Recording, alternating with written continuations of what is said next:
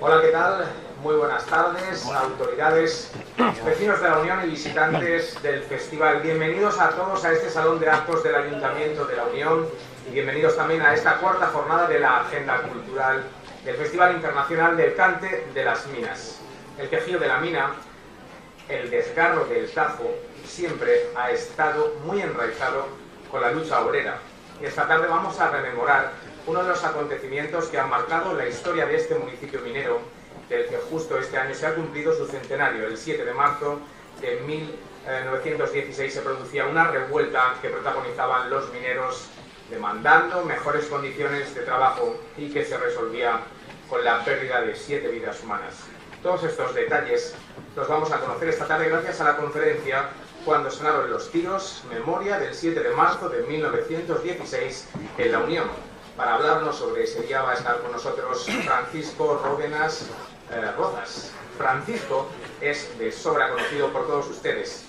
Minucioso, investigador donde los haya, escritor y además, como saben, también cronista oficial de la Unión.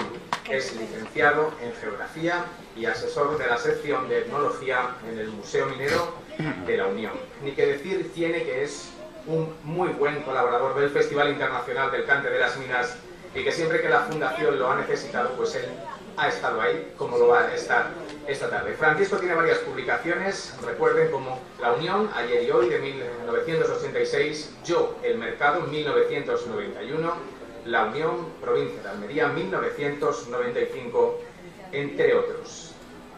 En esta tarde también tenemos que presentar pues a un ya casi vecino ilustre de la Unión, porque Paco Ródenas, como lo conocemos, va a estar acompañado al cante por Juan Pinilla, como decimos, pues muy conocido de la Unión porque es una de nuestras lámparas mineras, en concreto de la edición de 2007, y también recordarles que mañana lo podrán ver en ese recital que se va a celebrar a partir de las 7:30 en la mina Agrupa Vicenta.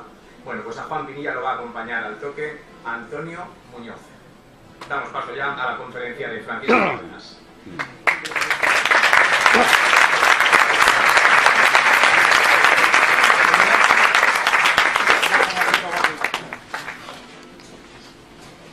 Perfecto.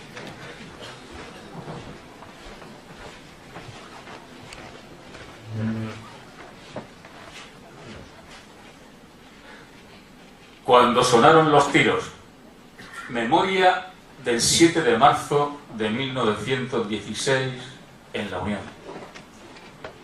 Ilustrísimo señor alcalde, miembros de la corporación municipal, señoras y señores, muy buenas tardes. Quiero agradecer especialmente a la Fundación Cante de las Minas la invitación para participar en la agenda cultural del Festival Minero de este año y, por supuesto, a todos ustedes su presencia.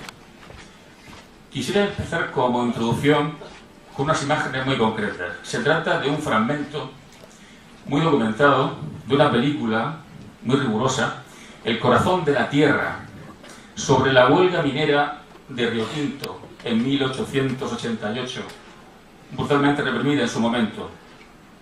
Los mineros de Río Tinto pedían salarios justos y aire limpio, no muy distinto de lo que se pedía en la Unión hace un siglo. Salarios justos y mínimas condiciones de vida y de trabajo, con evidentes paralelismos, por tanto, con la situación en nuestra sierra minera. Por eso les pido que presten atención, van a ser apenas un par de minutos para entrar en materia.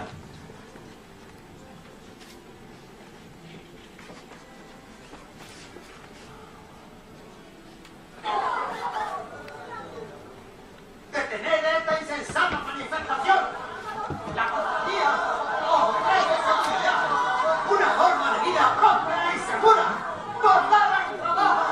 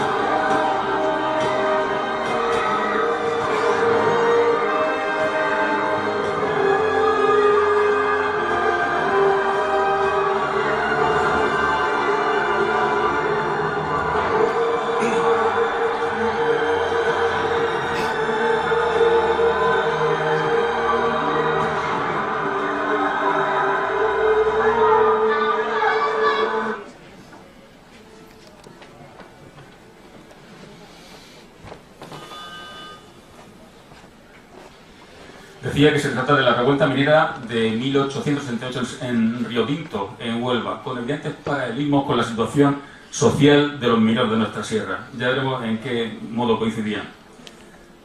Señoras y señores, el pasado 7 de marzo, en la Unión, vivimos una jornada muy especial.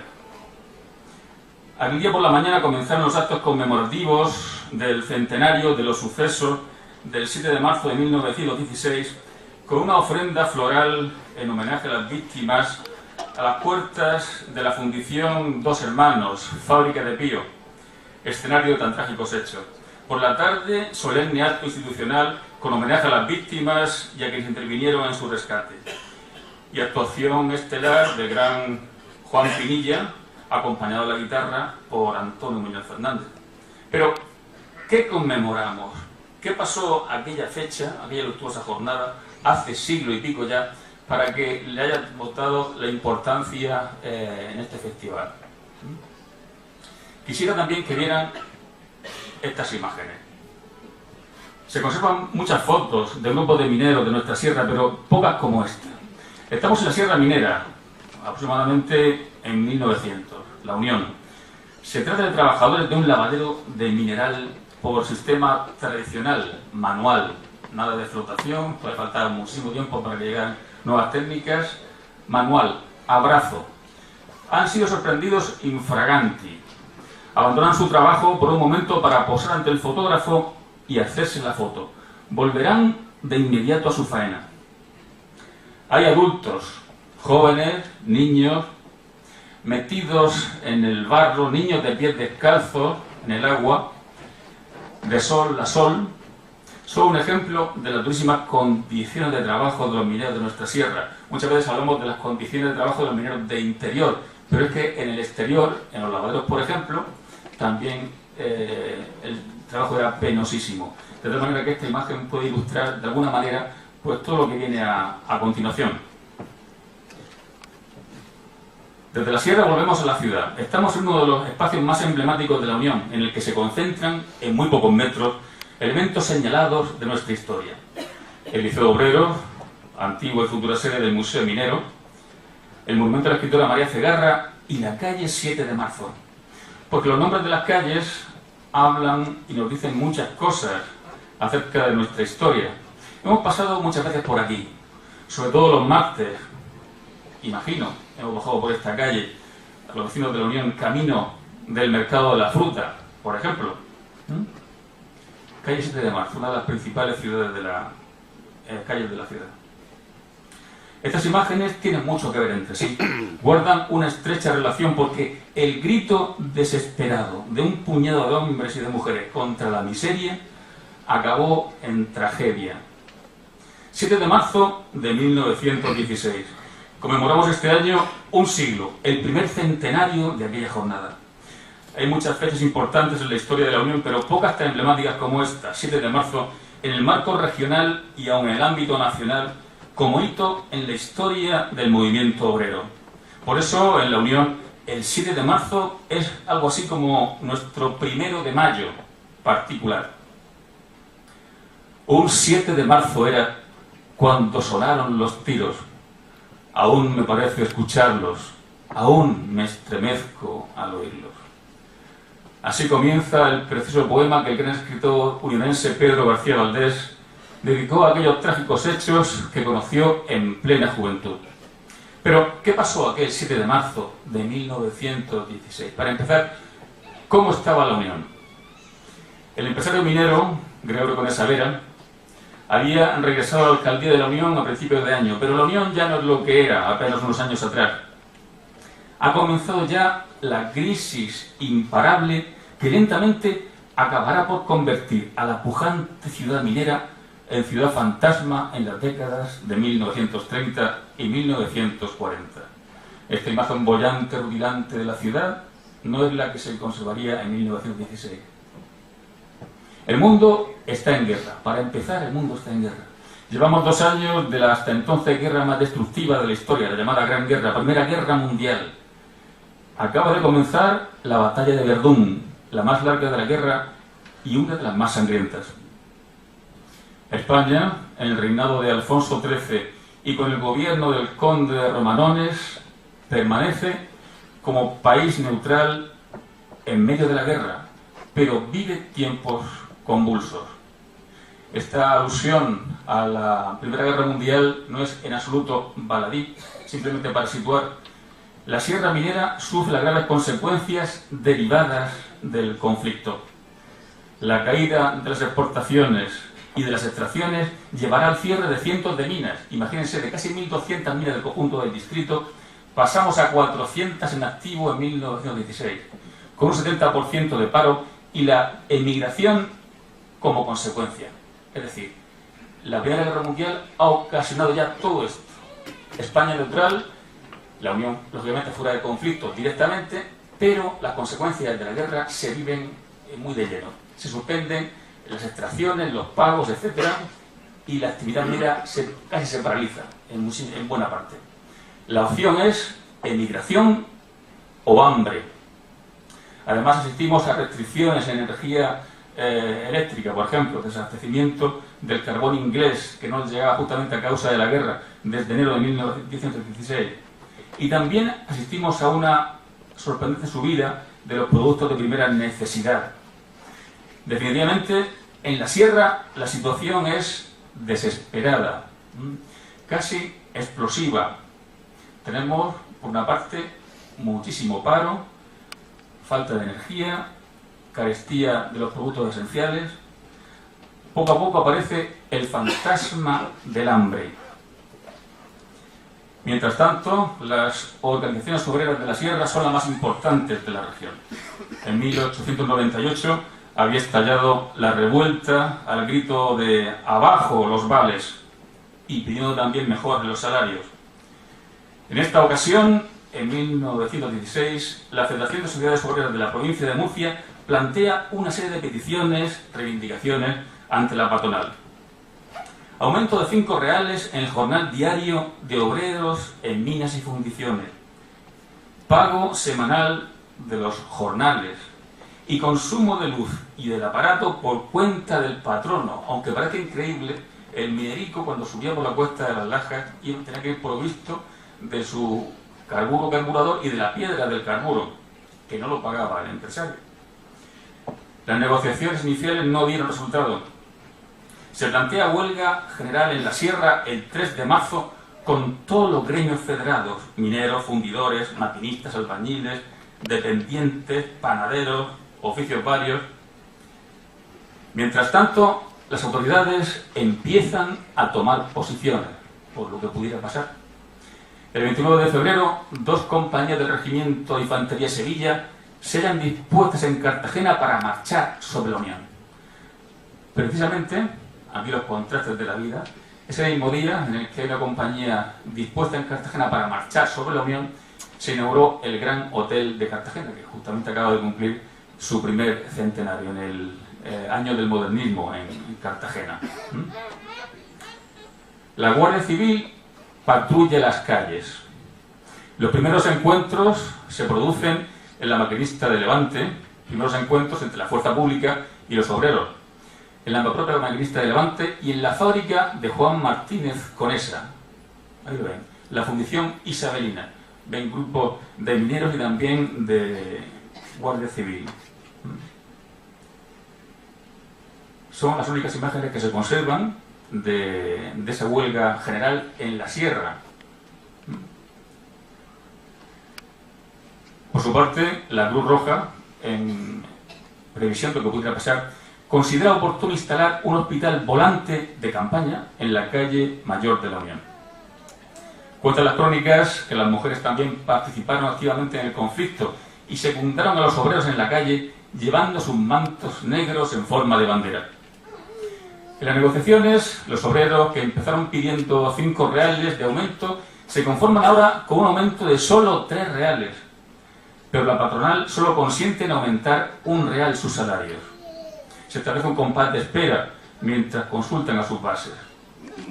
Los obreros, mientras tanto, intentan paralizar el ferrocarril de Cartagena, la fábrica de gas y la central eléctrica de la Unión. Pero el día 6, las autoridades envían 2 compañías del Regimiento Sevilla desde Cartagena de la Unión y el Llano del Beal, alojadas en el Salón Condal. Los vecinos de León recordarán todo este edificio, que acabó siendo garaje nieto, antes de su derribo hacia el 2005, finales de 2005. Después se construyeron una serie de pisos en el solar. El Salón Condal, bueno, fue ocupado por un destacamento de la guarnición del Regimiento Sevilla. Por cierto, que el Ayuntamiento, sufragó esos gastos, los gastos de alojamiento de los militares, hasta finales del verano. No solamente se quedaron estos días de la huelga, sino que también, en previsión de lo que pudiera pasar, se quedaron hasta finales del mes de julio, en este caso, ocasionando gastos excesivos para un ayuntamiento que se encontraba sumergido en una verdadera crisis también. La Guardia Civil se aloja también en el edificio de la calle Marqués de Corbera 12 entre los meses de febrero y abril. Estas fuerzas armadas protegen fábricas, minas y puntos estratégicos de la sierra. También el tranvía de la Unión, la línea de Cartagena a los Blancos. El conflicto que se plantea es considerable, con 15.000 obreros en huelga, por lo que el mismísimo gobernador civil de Murcia acude a la Unión para mediar en la solución de la huelga. Y llegó el martes, 7 de marzo de 1916. Para añadir una nota de patetismo, si quieren, ese día era martes de carnaval, precisamente martes de carnaval, el 7 de marzo de 1916. Comparsas y bailes de máscaras dan la nota festiva a estos días de celebraciones. Todos sabemos que este carnaval acabará de forma trágica. ¿Cómo era ese día? ¿Cómo estaba, por ejemplo, el tiempo? Pues podemos acudir al testimonio de un niño de 12 años, Manuel López, en cuya memoria quedaron grabados los sucesos de aquel día. Cuenta Manuel que al regresar a casa junto a su primo, se encontró con un día desapacible, a causa del viento que reinaba y de la llovizna, como mal presagio del fatal desenlace que vendría después. Un día nublado y vendavalesco, dicen las crónicas. Una lluvia menuda enlodaba las calles de la ciudad. El aspecto de aquel día era misterioso, imponente, siniestro, dicen algunos. Entonces, con toda la sierra en huelga, en la mañana del martes 7 de marzo, la Federación de Sociedades Obreras de la provincia de Murcia organizó en la Casa del Pueblo del Llano del Beal, que justamente este año también cumple su primer centenario, el mitin de consulta sobre las nuevas condiciones planteadas. Ya saben, un real o no, un real o nada. Esas eran las condiciones que se establecieron en la negociación entre obreros y empresarios. Un real o nada. Ante miles de obreros se planteó este mitin de consulta. Desde antes de las 9 de la mañana, la explanada frente a la Casa del Pueblo se había llenado con los obreros de las poblaciones en huelga. Como resultado, un sí unánime a la continuidad de la huelga. Cuando acudía al mitin, el alcalde de Cartagena, en este tren, el Chicharra, que conocemos toda la vida en la Unión, fue detenido, fue parado por los obreros, que lo dejaron pasar a continuación, sin más incidentes. El caso es que José García Basso, alcalde de Cartagena, quiso intervenir en el acto, en aquel mitin convocado, pero se le negó el uso de la palabra de forma airada. Quiso intervenir, pero se cortó tajantemente. Acabado el mitin, hacia la 1 de la tarde, los obreros regresan a sus respectivas localidades. Los de Alumbres y La Unión vuelven juntos. Caminan siguiendo la vía del tren. Al pasar cerca del paraje del descargador, vieron salir humo de la fundición Dos Hermanos, conocida como la Fábrica de Pío, por ser su propietario el célebre empresario minero Pío Bandosel. Ahí lo tienen. En ese momento, la fábrica estaba arrendada a otro minero, aunque era suya, no estaba a su cargo en ese momento, sino que tenía cedida en arrendamiento. Se trataba de una de las fundiciones más importantes del distrito minero, dotada de avanzada tecnología y con un ramal de vía que enlazaba con el ferrocarril de la sierra. Era una fábrica, si me permiten la expresión, una fábrica de fundición verdaderamente coqueta. hasta el punto de que se llegaron a imprimir tarjetas postales con su estampa. Es decir, esta imagen que tenemos y esta otra, si reconocen, ven el matasellos aquí en el ángulo inferior derecho, etcétera, ven, efectivamente se trata de tarjetas postales en curso en ese momento, de las que se llegaron a imprimir, pues muchísimas por toda España circularon. Un lingote de la fábrica. Se trata de ilustraciones facilitadas por el bisnieto de Pío Bandosel, Gonzalo Bandosel, que amablemente nos ha cedido estas imágenes, sello de la fábrica. Incluso tenían preparado un obsequio para visitantes distinguidos de la fábrica. Realmente era una preciosidad y una maravilla tecnológica. Decía que al pasar por la fábrica de Pío, los obreros encontraron humo, vieron salir humo de la fábrica. Se trataba de que la fábrica estaba funcionando, estaba en activo, en plena huelga general. Y además estaba custodiada ya la fábrica, como hemos dicho, con las instalaciones, por la Fuerza Armada. Los obreros que regresaban del mitin desde el llano y pasaban por el lugar querían saber si los que trabajaban en la fundición lo hacían coaccionados o no. De modo que, según testimonio de los propios obreros, algunos representantes de los huelguistas se acercarían para averiguar si los que estaban trabajando en la fábrica lo harían de forma forzada o no. Hemos tenido acceso al informe oficial de lo que sucedió a continuación, realizado por el gobernador civil de Murcia, que, como hemos señalado, se encontraba en la Unión desde el día anterior para mediar en la huelga. Según el gobernador, un grupo de unas 4.000 personas, entre ellas algunas mujeres, marchaban por el camino paralelo a la vía del tren hasta la fábrica de Pío en la que se trabajaba. La fábrica en ese momento estaba custodiada por un oficial, 20 guardias civiles, un sargento y 6 soldados de infantería, los que hemos visto el regimiento Sevilla. Según este informe, una comisión se acercó al oficial de guardia para que les dejara entrar, hacer salir a los obreros y parar la fábrica. El oficial, sigue el informe, se negó. Les dijo que lo que pedían era una ofensa a su honor y les dijo que se retiraran. Pero según fuentes obreristas, insisto, los huelguistas solo querían saber si los que estaban trabajando estaban coaccionados o no para hacerlo. Imágenes de las ruinas actuales de la fábrica de Pío, fundición Los Hermanos, de muy fácil acceso desde la carretera en dirección hacia el llano. No se conservan imágenes, como decía, del suceso del 7 de marzo, de los sucesos luctuosos, violentos de esa jornada. Esta es la mayor aproximación que hemos conseguido. Fundición Isabelina, en marzo de 1916. Encuentro entre los huelguistas y las fuerzas del orden. La Fundición Isabelina se localiza más o menos, para los vecinos de la Unión y que conozcan nuestro municipio, en el entorno del Instituto Sierra Minera. Más o menos se establece la Fundición Isabelina. Ahí la tienen. También magnífica instalación. Una generación de una tecnología grandiosa de fundiciones en esa época. El informe oficial indica que se levantó un griterío infernal con los mineros junto a la fábrica, con insultos al oficial, y que los obreros se decidieron a acometer la fábrica. El oficial, al ver que la fábrica iba a ser asaltada por diferentes puntos, llamó por teléfono pidiendo refuerzo. Mientras, la multitud apedreaba la fábrica y disparaba. La fuerza pública respondía con disparos al aire, dice el gobernador, parte interesada en este caso, como veremos también. Los refuerzos llegaron enseguida.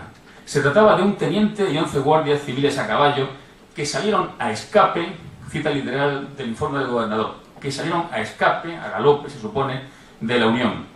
Oyeron disparos y detonaciones parecidas a de los cartuchos de dinamita contra su fuerza, por lo que se ordenó despejar con los sables.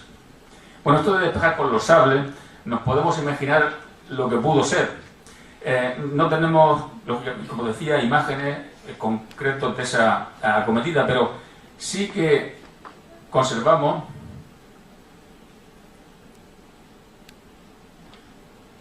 un cuadro que les voy a mostrar a continuación. Este es uno de los refuerzos que acudieron después de que llegaron el destacamento de caballería. otro destacamento de auxilio de fuerzas del ejército, con un oficial y 14 soldados que había acudido desde la Unión, recuerden los alojados en el Salón Condal, al ver que se les recibía a tiros, mandó hacer fuego y lo mismo hizo el teniente de la Guardia Civil, primero al aire. Esto es lo que le comentaba. Hay un pintor catalán muy conocido, modernista, Ramón Casas, pintó este lienzo a principios del siglo XX, La Carga. Reprodujo la acometida de las fuerzas del orden contra una manifestación en la propia Barcelona a principios del siglo XX. Pienso que algo así, que es lo más parecido que me he podido encontrar, pudo acontecer en el Descargador en la primera acometida de la Guardia Civil. La fuerza que custodiaba la fábrica vio a algunos subidos a los muros, dice el informe del gobernador, y disparando al interior, y se vio obligada a hacer fuego a tiro bajo. El tiroteo fue sostenido por los huelguistas para asaltar la fábrica. Hasta que llegó el capitán de la Guardia Civil, señor Arce, que venía del Llano del Beal con 4 caballos y 20 infantes, que dice el informe del gobernador, fueron recibidos a tiros y obligados a repeler la agresión. Temían que fueran agredidos los obreros de la fábrica y destruida la misma con dinamita u otro medio. Pero los testimonios de los obreros publicados en la prensa niegan el empleo de dinamita y armas de fuego por su parte en aquellos hechos. Ya veremos hasta qué punto fue cierto lo de la dinamita o podemos descartarlo, etc. Todo había empezado hacia las 2 de la tarde. El encuentro entre la multitud de obreros y las fuerzas del orden con los refuerzos que fueron llegando de forma progresiva. Este es el croquis que resume más o menos lo que pudo pasar o cuáles fueron los momentos, 4 momentos del encuentro entre las fuerzas del orden y los obreros en la fábrica. Es una visión aérea de la ruina de la fábrica de fundición Dos Hermanos, la fábrica de Pío. Con el cursor señalo un poco el perímetro, vista aérea, de la ruina de la fábrica actualmente. 4 momentos. Primer momento, la fábrica custodiada por 21 guardias civiles y 7 soldados de infantería antes de que llegaran los obreros en manifestación. En un segundo momento, cuando ya han llegado los obreros, piden refuerzos las fuerzas existentes y llegan 12 guardias civiles a galope desde la Unión, dice el informe oficial, ahí lógicamente libre de sospecha en ese sentido. Tercer momento, siguen llegando refuerzos, 15 soldados de infantería también desde la Unión, los alojados en el Salón Condal. Finalmente, cuarto momento, 25 guardias civiles que vienen desde el llano y se incorporan al conjunto. En total sumamos 80 efectivos armados, 58 miembros de la Guardia Civil y 22 soldados de infantería. Se calcula que el encuentro pudo durar aproximadamente una media hora. La muchedumbre de huelguistas fue, como vemos, pudo ser acometida desde varios frentes. Lógicamente acabaron por rodear toda la fábrica los huelguistas, aunque básicamente se situarían en la explanada de entrada, aunque en general al final del proceso rodearon la instalación. Todo había empezado, como decía, hacia las 2 de la tarde. Ahí ven señalada la entrada de la fábrica, yo digo perfectamente accesible todavía, la explanada frente a la fábrica, donde todo ocurrió. El resultado de este encuentro entre los obreros y las fuerzas del orden, 7 muertos y decenas de heridos entre los huelguistas. 2 heridos leves por parte de la fuerza pública. Muchos heridos en este entorno se curaron en sus propias casas, dicen las crónicas, para evitarse complicaciones, lógicamente. Por ejemplo, los heridos vecinos de Perín, Llano y Alumbre se curaron en sus domicilios para evitarse complicaciones. Por ejemplo, declarar ante el juzgado o ser acusado, etcétera, ¿no? De hecho, por ejemplo, un herido de bala fue hallado en el camino de Portmán. Para Portmán no se accedía con la carretera actual, que no se había construido todavía antes de la Unión, ni tampoco por el célebre camino 33, sino que se accedía a Portmán por la cuesta de las Lajas.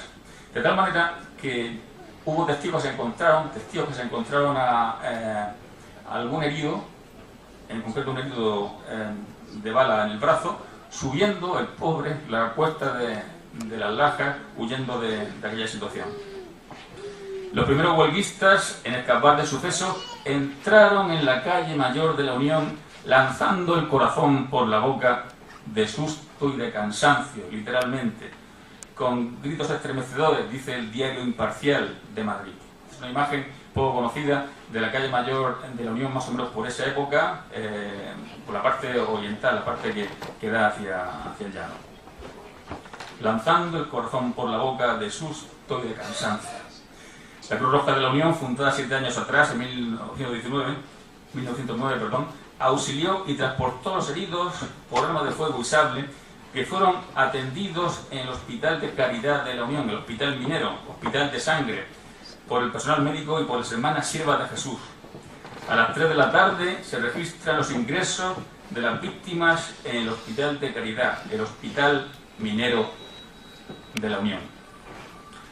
Hoy, 100 años después de aquellos sucesos, pienso que los nombres de los fallecidos merecen ser recordados. Para ello he preparado, modestamente, me ha parecido oportuno preparar la esquela que no tuvieron en su momento. Se trata de Gabriel Gutiérrez Sánchez, de 37 años, natural de Dalías, en Almería, vecino de la Unión. La historia típica pues, de un inmigrante andaluz que accede al trabajo en la Sierra Minera. Vivía en la calle de la Mata, todos conocemos en la Unión la calle de la Mata, es decir, conocemos la Plaza de los Benzales, Plaza Ramón y Cajal, Plaza del Punto, también llamada así, pues al norte de la Plaza del Punto está la calle de la Mata. Pues este señor vivía en la calle de la Mata en esos momentos y falleció víctima de lesiones producidas por disparo de arma de fuego. Es lo que dice en la nota oficial del Registro Civil de la Unión, donde se conservan justamente las partidas de defunción de todas las víctimas mortales de los sucesos. El más joven de todos ellos, Francisco Carrillo Paredes, de 15 años, natural y vecino de la Unión, del caserío de Caleras, también víctima de lesiones producidas por disparo de arma de fuego. Ahí tienen su certificado de defunción. Y efectivamente con todos sus detalles, su filiación, etcétera, y víctimas de lesiones producidas por la acometida de las fuerzas del orden. Francisco Molero Rubio, tenía 20 años cuando falleció, vecino de Algar, de la calle Campos, también víctima de lesiones producidas por disparo de arma de fuego. Emilio Añón Martínez, tenía 20 años, era natural y vecino de la Unión, de la Plaza de los Hernández, en el Garbanzal. He investigado a este muchacho en los censos de población anterior y me lo he encontrado con unos años menos.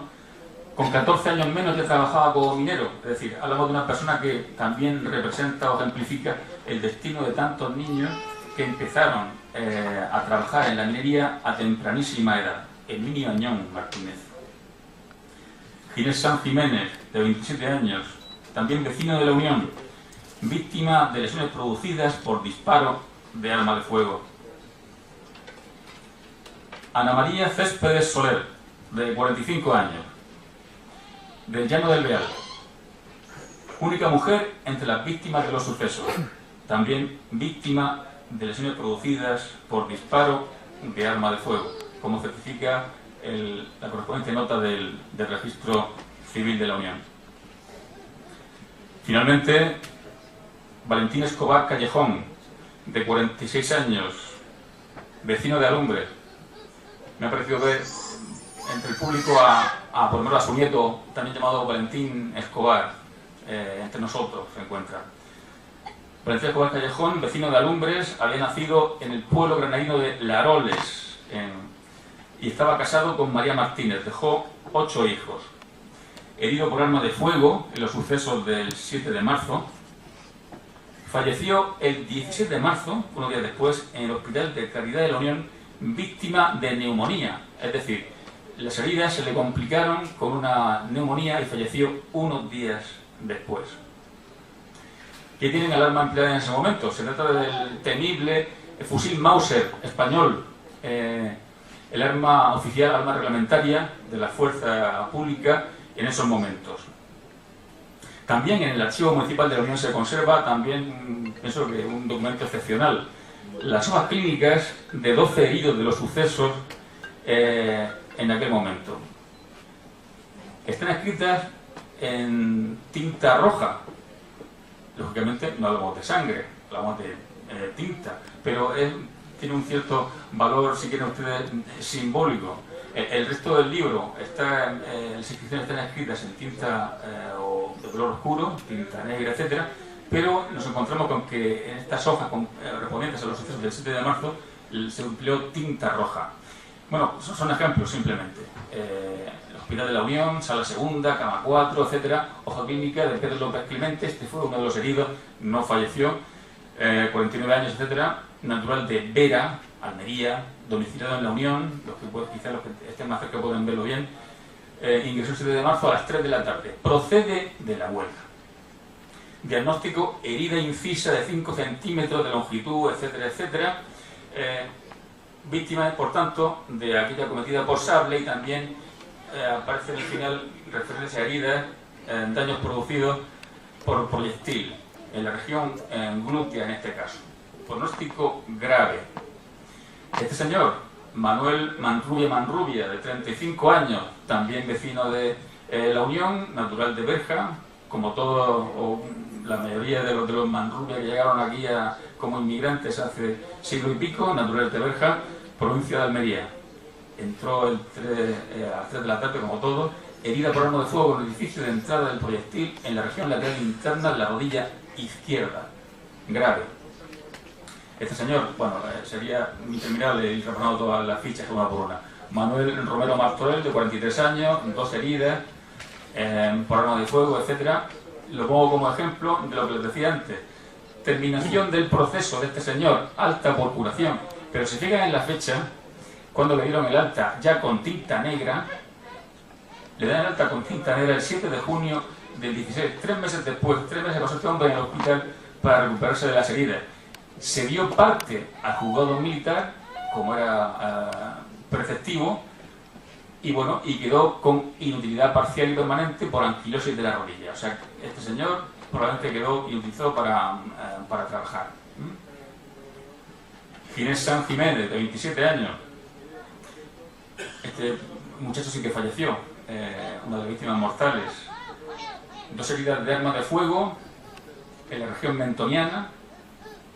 Bueno, pues básicamente le destrozaron el maxilar y también, al parecer, otra herida le atravesó el tórax. Falleció a resultas de las heridas recibidas. Valentín Escobar, 46 años, la última víctima de los sucesos, efectivamente herido el 7 de marzo a las 3 de la tarde, ingresó en el hospital y falleció el 16 de marzo, víctima de neumonía, como les decía. Este es el registro de enterramiento del Ayuntamiento de la Unión de esa fecha. Hay una columna curiosa, distinguida con la letra HH. Se trata de las víctimas de los que fueron enterrados ese día, 8 de marzo, provenientes del hospital. Y son los nombres justamente que nos hemos encontrado. Emilio Añón, Gabriel Gutiérrez, en fin. Enfermedad de que murió cuando una persona moría por accidente, por una causa imprevista, se decía que había muerto por desgracia. Efectivamente, aparecen aquí muertos por desgracia. Las víctimas del 7 de marzo. Y aquí aparece justamente el enterramiento de Valentín Escobar Callejón el día 17, en fosa de tierra, como todos los demás, en el cementerio de la Unión. Las víctimas, ya hemos dicho, eran 4 vecinos de la Unión con origen unidense o andaluz, y luego 3 provenientes de las atribuciones cartageneras del Llano, del Beal, de Alumbres y el Algar. Los 7 fallecidos fueron atendidos inicialmente en el Hospital de la Unión y enterrados en el cementerio de la Unión al día siguiente, el 8 de marzo, excepto Valentín Escobar, como decía, que recibió sepultura el día 17. El entierro fue un acto imponente, en palabras de la prensa. Los medios de la prensa regional y nacional recogieron la noticia en titulares, en primera página. Algunos periódicos incluso enviaron corresponsales para informar sobre los sucesos. Ahí tenemos el Imparcial de Madrid, al día siguiente, miércoles 8 de marzo del 16, en su primera página ya informa sobre los sangrientos desórdenes en la Unión. Esos sucesos que fueron llamados los sucesos de la Unión o los sucesos del descargador. Aquellos hechos fueron descritos de modo muy diverso, como es previsible, según la tendencia ideológica, obrerista o burguesa de cada periódico. Así, las crónicas del Liberal, por ejemplo, consideraba lo ocurrido como un fusilamiento por la fuerza pública de la muchedumbre hambrienta de la Unión, titulaba el Liberal. Aquí El País, 4 muertos más, el Rosario Sangriento, etc. Otros, los periódicos burgueses, decían que los huelguistas llevaban cartuchos de dinamita dentro de botellas. La Vanguardia de Barcelona informaba que la única mujer víctima de los sucesos capitaneaba un grupo de obreros enarbolando una bandera roja y que tenía el delantal lleno de piedras y una botella con explosivos. Por su parte, el Imparcial informaba que el muchacho de 15 años fallecido aquel día era elevado sobre las tapias por los huelguistas y que, armado con un revólver, disparaba contra los guardias. Fue amonestado por la fuerza pública y una de las veces que disparó recibió una descarga y cayó muerto. Referencia a la prensa nacional sobre los sucesos de la Unión. El periódico republicano El Radical de Madrid insistía en los fusilamientos en masa de los obreros de la Unión. Aquí de forma exagerada, pues había 11 muertos y más de 60 heridos, etc. Fuera como fuese, lo que sí es cierto es que resulta evidente la desigualdad de fuerzas entre los huelguistas y los efectivos armados. Tan solo 2 heridos por parte de la Guardia Civil, lo que desmentiría el empleo de dinamita y de armas de fuego por parte de los obreros. Imagínense, obreros mineros curtidos, experimentados en el empleo, en la utilización de la dinamita en sus trabajos, colocando sus barrenos, etc. Si hubieran empleado la dinamita contra la fuerza pública, aquello se había convertido en una auténtica masacre. La tragedia se ha convertido en una masacre completa. No fue así. Como suele ocurrir, en medio de la tragedia, la asistencia a las víctimas ofreció gestos heroicos. Así, la actuación de los camilleros de Cruz Roja de la Unión fue ciertamente heroica, puesto que se interpusieron, dicen las crónicas, entre la fuerza pública y los huelguistas, arriesgando sus vidas para rescatar lo máximo posible. Al no dar abasto en sus tareas, a falta de camillas, trasladaron a los heridos incluso a hombros hasta el hospital. Por ello quiero manifestar mi homenaje lleno de respeto y de admiración a la memoria de aquellos hombres generosos y valientes miembros de Cruz Roja. Hasta 23 nombres registra el magnífico archivo de la Cruz Roja local, un verdadero tesoro. He repasado los expedientes individuales de los miembros de Cruz Roja y de esta época y me he encontrado efectivamente con esta serie de personas distinguidas por su actuación heroica en los sucesos del 7 de marzo. Solamente voy a explicar unos pocos nombres. Antonio Alfaro Montero, José Enciso Peral, Diego Gil Jiménez, Antonio Alcón Vivancos, el sargento Anastasio Campos Leandro. Me detengo un momento para señalar que este señor, además de intervenir en los sucesos del 7 de marzo como camillero, contribuyó al salvamento, a la destrucción, a la no destrucción del Cristo, de la imagen del Cristo de los Mineros en la Guerra Civil, los inicios de la Guerra Civil en la Unión, y que también actuó en auxilio de las víctimas de los bombardeos de la Guerra Civil en Cartagena, por lo cual tenemos aquí a un héroe anónimo, ojalá a partir de ahora mucho más conocido. Creo que he visto hoy hace un momento a su nieto José María Campos entre el público. Blas Fernández Morata, Martín García García, no sé si ha llegado su hijo Rogelio, también García Galindo, estaba invitado a este acto. Bueno, pues aquí está Martín García García.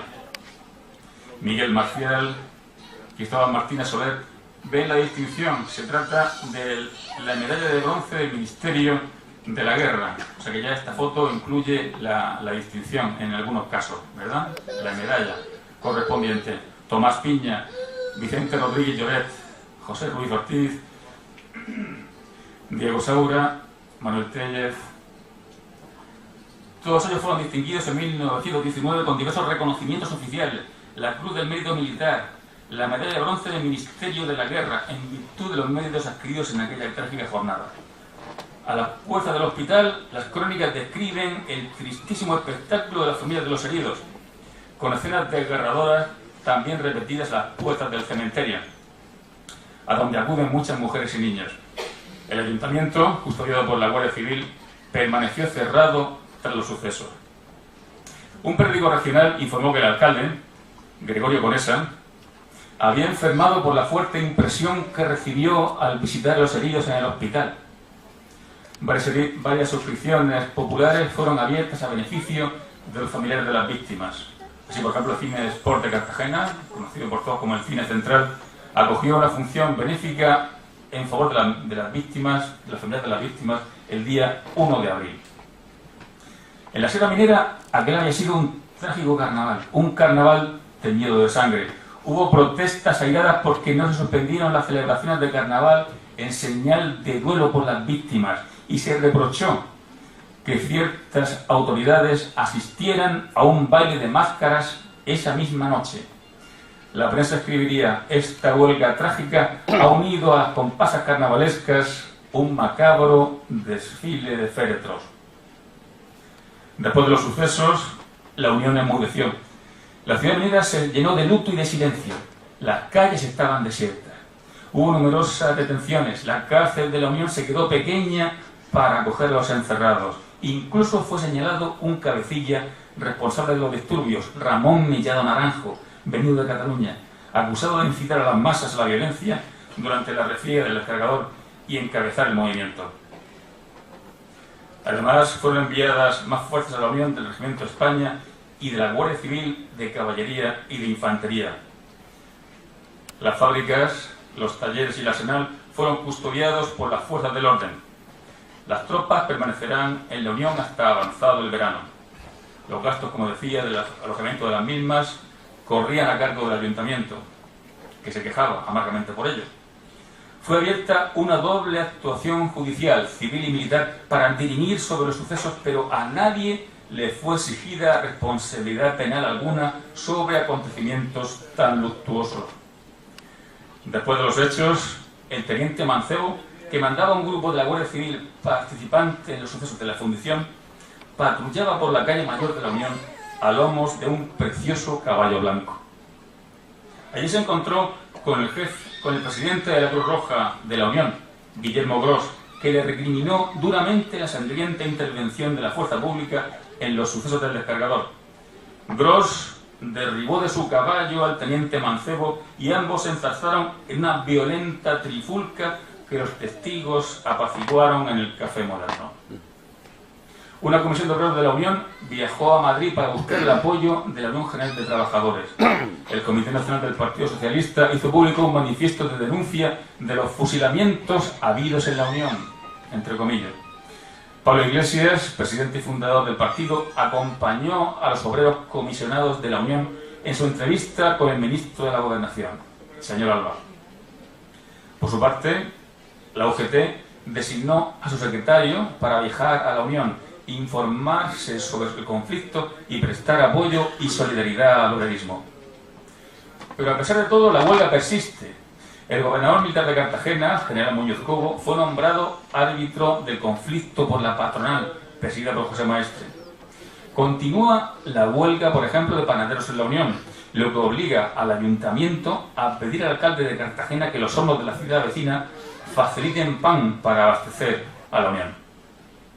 Finalmente, el 12 de marzo fue aprobado el laudo con el acuerdo entre patronos y obreros en los siguientes términos: pedir la libertad de todos los detenidos por los sucesos y el sobreseimiento de las actuaciones judiciales, que no se ejerzan represalias ni por parte de patronos ni por parte de obreros, aumentar 25 céntimos en todos los jornales, que mientras dure la carestía de los productos de primera necesidad se aumenten también los jornales en otros 25 céntimos. Y también finalmente se acuerda en este caso, el pago semanal de los salarios. Ahí los tienen, por £1. Así, en el interior los picadores ya podían cobrar 25 pesetas de jornal diario. Los muchachos de Gavia, 2,50. En el exterior los maquinistas, 3,75. Y los palanquineros, 2,75, con el maestro de lavadero que podría alcanzar las 4 pesetas. No acabó todo ahí.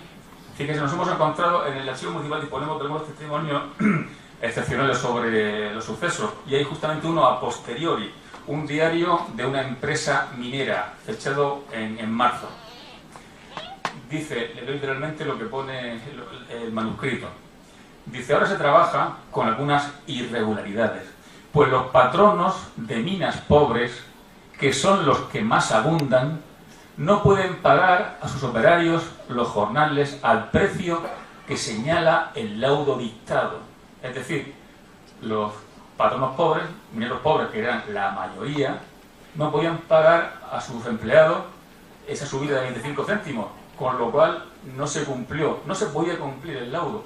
No hablamos de grandes empresas mineras instaladas en la sierra, sino de pequeños empresarios, pequeños partidarios con muy pocos empleados que no podían hacer frente a esa subida. De hecho, se abrió entonces la etapa más convulsa de la minería del distrito. La cosa, no piensen ustedes que empeoró, si cabe, aún más, en relación con reivindicaciones a escala nacional y con la gran crisis que conducirá a la despoblación del municipio y de la sierra en su conjunto. El año 17, el año siguiente, fue la huelga general a nivel de todo el Estado, con una violencia inusitada. En 1931, a propuesta de la Confederación Nacional de Trabajadores, el Ayuntamiento de la Unión aprobó la denominación Calle 7 de Marzo para la vía pública donde se encontraba su sede, que conservó su nombre hasta concluir la Guerra Civil, durante esos 8 años. Ahí la tienen, la calle. Posteriormente, en 1979, el Ayuntamiento de la Unión ha recuperado el histórico nombre 7 de marzo de 1916 para una de sus principales calles, la situada entre la Plaza del Liceo de Obreros y la Calle Real. Además, durante algunos años, el municipio de la Unión celebró como fiesta local el 7 de marzo, el día 7, considerado como el día del minero caído en la lucha y en el trabajo. Aquellos 25 céntimos resultaron carísimos en nuestra historia. Pero no queremos, no podemos celebrar la tragedia, lógicamente, sino solamente conmemorar los esfuerzos y sacrificios de aquella generación de hombres generosos y valientes, y que, como los propios huelguistas pidieron hace un siglo, la sangre de aquellas víctimas haya fructificado en bien de la libertad y del bienestar de todos. En ello me gustaría homenajear a todos cuantos forjaron la unión de los miles de hombres y de mujeres que entregaron sus vidas por el futuro de quienes vendríamos después. A ellas debemos, en fin, el trazado de las calles que pisamos, el rumbo de nuestros caminos principales, el perfil de la sierra como un espinazo hueco de tan generoso, y los sones flamencos que hacen universal este pedazo de mundo que llamamos la Unión. Sí, queridos amigos, de ellos venimos, de esta porción de tierra mineral amasada con los sudores, con los miedos, con la sangre y sobre todo con los amores de nuestros abuelos. Para ellos, que la tierra les se aleve y pronto el cielo, nuestra memoria agradecida por todo su legado. A ellos quisiera dedicar estas imágenes.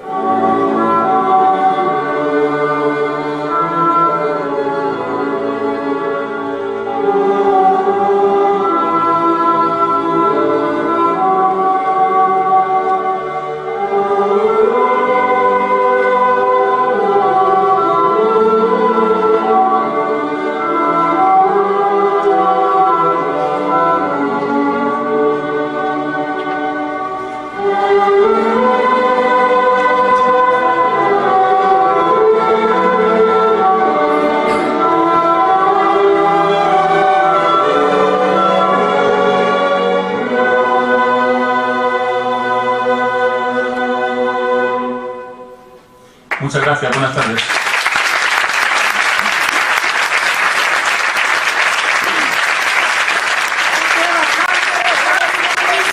¡No hay derecho!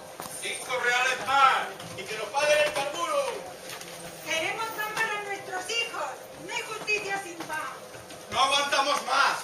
Nos morimos de hambre. Por un jornal tan pequeño, dejo mi vida en el tajo. Falto de alimento y sueño. Y por mucho que trabajo, nunca está contento el dueño. Es verdad, tienes razón. Así no se puede vivir.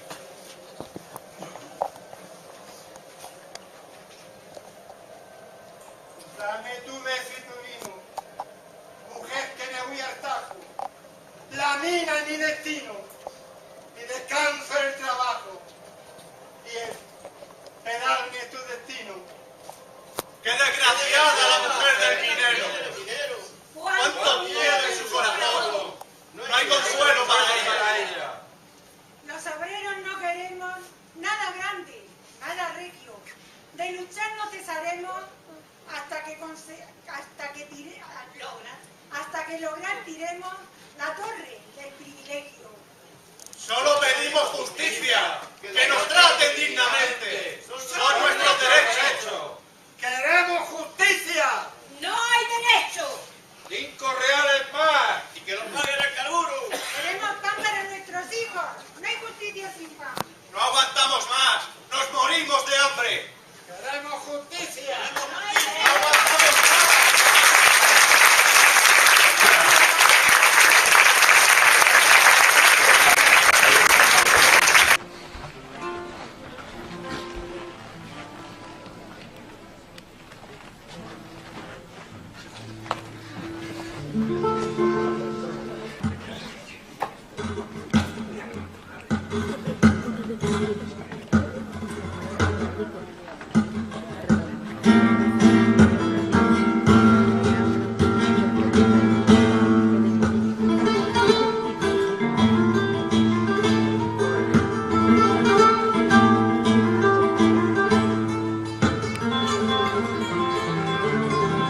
San Antonio, allá.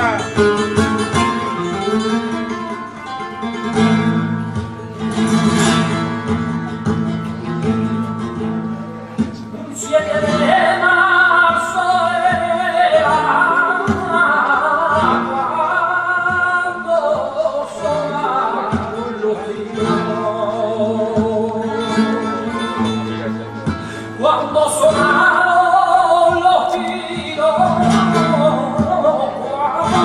cuando sonaron los tiros, permanece escuchando aquella lo oído, aún me parece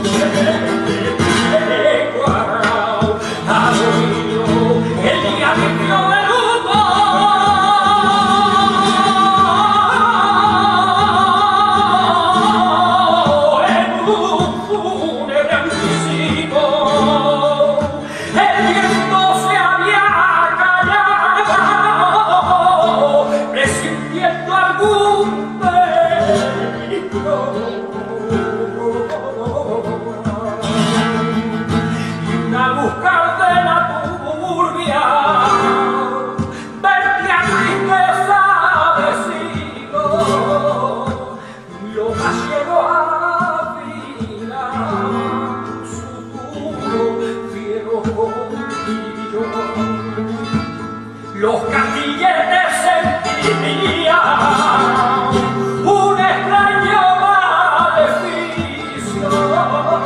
y las chimeneas alzaban su brazo pidiendo auxilio.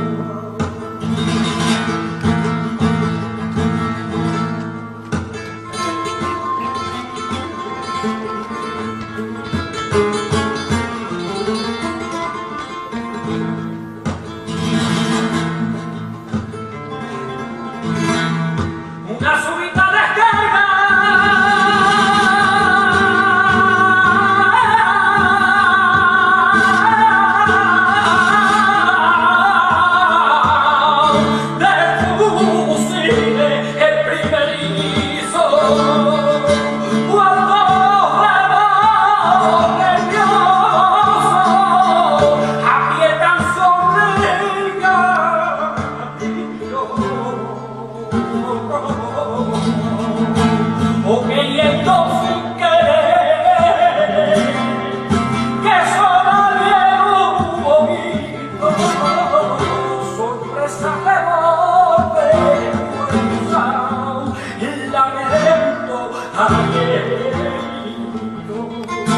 La avalancha se detiene, retrocede de improviso, la rápida desbandada deja el campo limpio.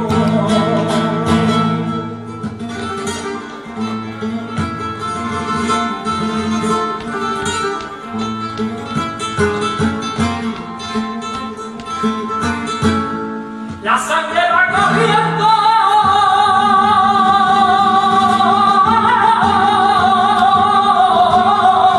por su rostro renegrido y un cuadro de flores rosa roja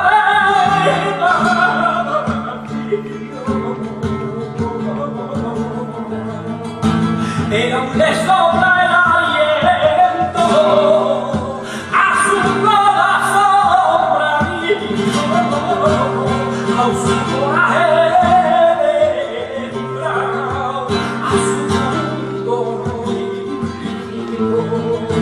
Aunque cupe su desprecio con sarcástico imposible, nadie acuda suya,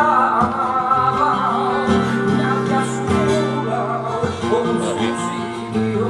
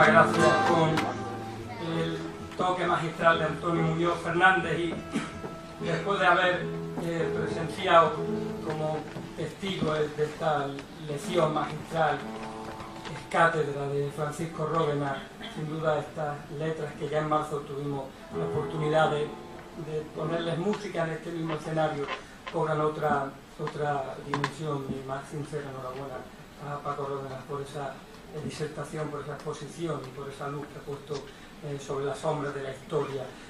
Nos gustaría terminar, Antonio, ando por arriba, con unos fandangos, unas letras dedicadas, 4 estilos de fandango dedicados a aquellos acontecimientos de los que se cumplió el 16 de marzo su centenario. Por fandango rendimos tributo a la historia y a la memoria de aquellas víctimas.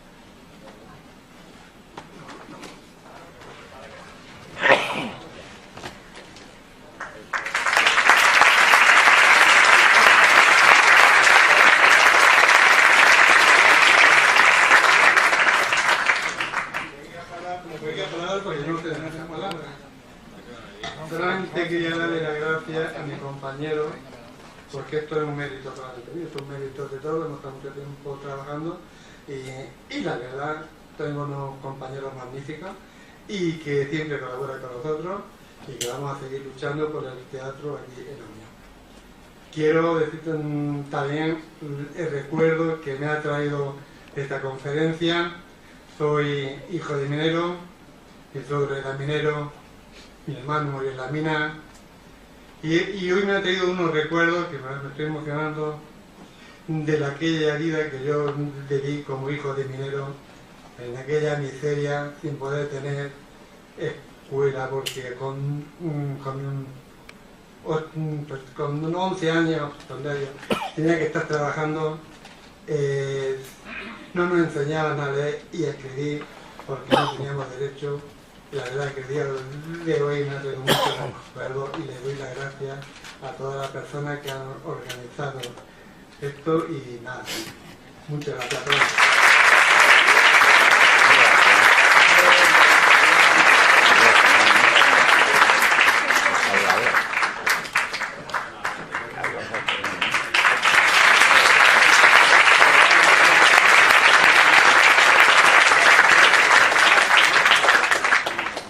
Dice el alcalde que tengo buena labia. Cuando me dan un micrófono, a veces uno no sabe si salía a correr, porque con esto de cantar y de hablar, para mí tiene ese doble componente el estar aquí por tratarse del pueblo de la Unión, del Festival de las Minas de la Unión, que me lo ha dado todo, absolutamente todo lo que soy como aficionado a este maravilloso arte del flamenco, y luego pues por esa sensibilidad que siento hacia la clase trabajadora de la que yo pertenezco, que son mis padres, mis abuelos, y mis tatarabuelos y toda mi descendencia.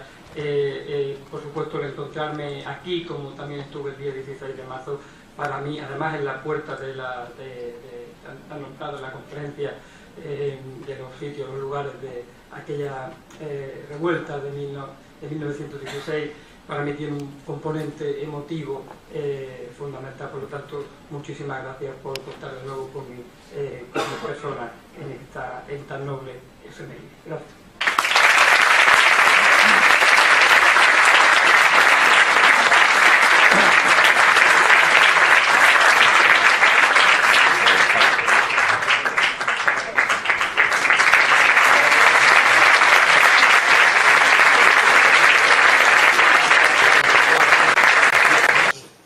Pero sobre todo mi reconocimiento, mi gratitud, mi inmensa devoción hacia una persona, hacia mi amigo Francisco Ródenas Roza, el autor de este trabajo tan espectacular, reivindicando quiénes somos, de dónde venimos, que no se nos olvide, que no se nos olvide.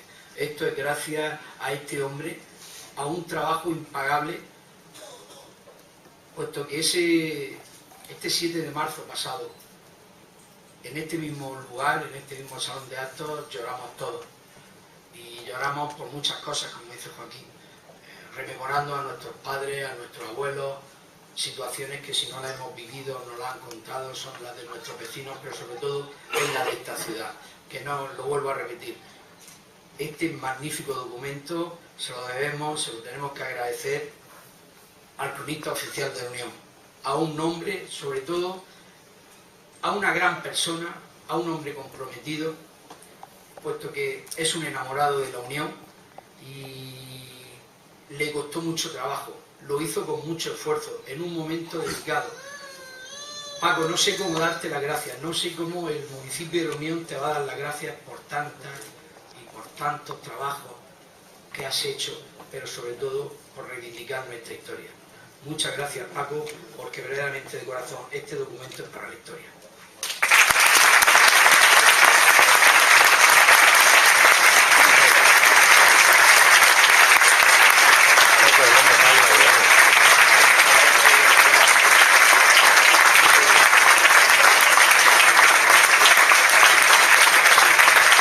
Bien, ya damos por concluida esta jornada y seguimos.